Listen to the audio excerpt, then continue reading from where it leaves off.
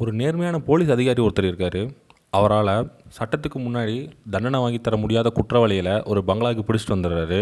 அந்த பங்களாவில் என்ன நடக்குது அப்படின்னா, ஒரு சின்ன போட்டி மாதிரி நடத்துகிறாரு. அது என்ன போட்டினா, அந்த டேபிள் மேலே 2 மாத்திரைகள் இருக்கும்.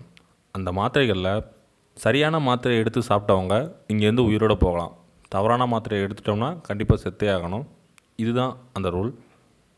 குற்றவாளி ஒரு மாத்திரையும் போலீஸ் ஒரு மாத்திரையும் எடுத்துக்கிறாங்க. ஆனால் செத்தது நம்ம குற்றவாளி தான். நீங்கள் இதில் 2 விஷயத்தை கவனிக்கணும். முதல் விஷயம், இது முதல் முறை நடக்கிறதில்ல, எப்போவுமே இதே மாதிரி தான் நடக்கும். இவர் நிறைய குற்றவாளிகள் இதே மாதிரி கொண்டிருக்காரு. 2வது விஷயம், இவர் எப்போவுமே செத்தது கிடையாது. ஏன் சின்ன சைடு எஃபெக்ட்ஸ் கூட ஏற்பட்டது கிடையாது. இவர் எப்படி சாகாமல் இருக்கார்?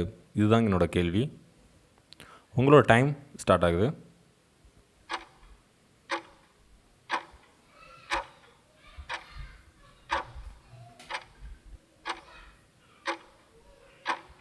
டைம் முடிஞ்சது. விட என்னன்னு பார்த்தீங்கன்னா, விஷம் இருந்தது மாத்திரையில் இல்லை, அவர் பக்கத்தில் இருந்த தண்ணியில் தான் விஷம்.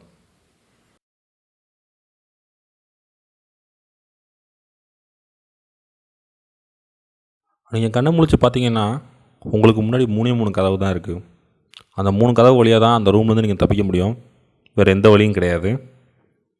முதல் கதவில் துப்பாக்கியோட ஒருத்தர் இருக்கான். அவனோட குறி எப்போவுமே தப்புனதில்லை, ஆனால் அவங்ககிட்ட ஒரே ஒரு புல்லட் தான் இருக்குது. 2வது கதவில் என்னென்னா, 3 வருஷமாக சாப்பிடாமல் குழப்பசியோட ஒரு சிங்கம் அங்கே இருக்குது. 3வது கதவில் என்ன இருக்குன்னா, அணையாத நெருப்பு இருக்குது. அது எப்போவுமே கொஞ்சம் கூட குறையாது, அணையாது, அது எரிஞ்சிக்கிட்டே இருக்கும். இதில் நீங்கள் எந்த கதவை சூஸ் பண்ணி கரெக்டாக தவிப்பீங்க? உங்களுடைய நேரம் ஆரம்பமாகிறது.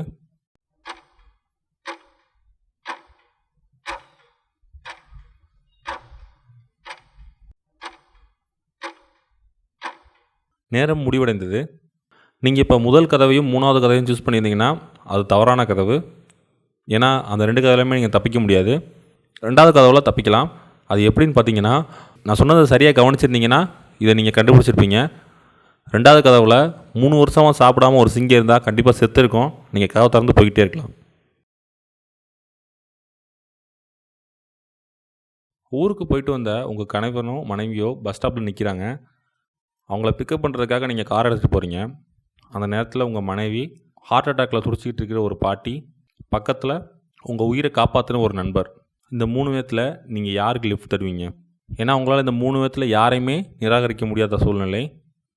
இந்த சூழ்நிலையை நீங்கள் எப்படி சமாளிப்பீங்க? உங்களுடைய நேரம் ஆரம்பமாகிறது.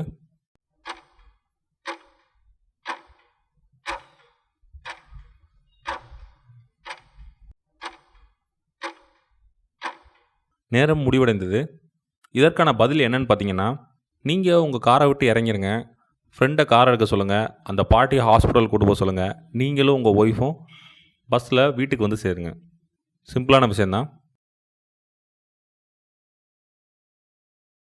தூக்கு தண்டனை விதிக்கப்பட்டு நாளைக்கு சாக போகிற குற்றவாளி தான் இந்த ஜெயில் ரூமில் இருக்கார். அவர் தப்பிக்கணும்னு பிளான் பண்ணுறாரு. ஆனால் 2 வழி தான் இருக்குது. ஒன்று அந்த ஜன்னல், இன்னொன்று மண்வெட்டி வச்சு கீழே தோண்டி போகிறது. பிரச்சனை என்னென்னா, ஜன்னல் ரொம்ப உயரமாக இருக்குது, அவரால் போக முடியாது. தரையை தோண்டி அந்த பக்கமாக போயிடலான்னு பார்த்தா அதுக்கு 2 நாள் ஆகும். ஆனால் நாளைக்கு காலையில் அவருக்கு தூக்கு. அவர் எப்படி தப்பிப்பார்? உங்களுடைய நேரம் ஆரம்பமாகிறது.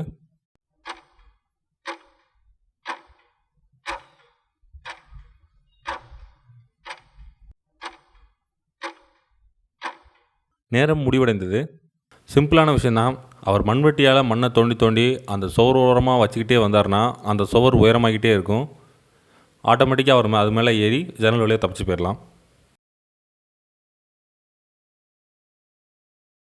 உங்கள்கிட்ட 3 லிட்டர் கேன் ஒன்று கொடுக்கப்பட்டிருக்கு, 5 லிட்டர் கேன் ஒன்று கொடுக்கப்பட்டிருக்கு.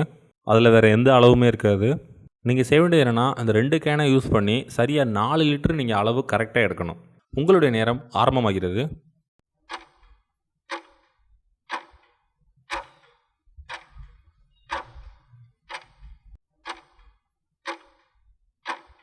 நேரம் முடிவடைந்தது.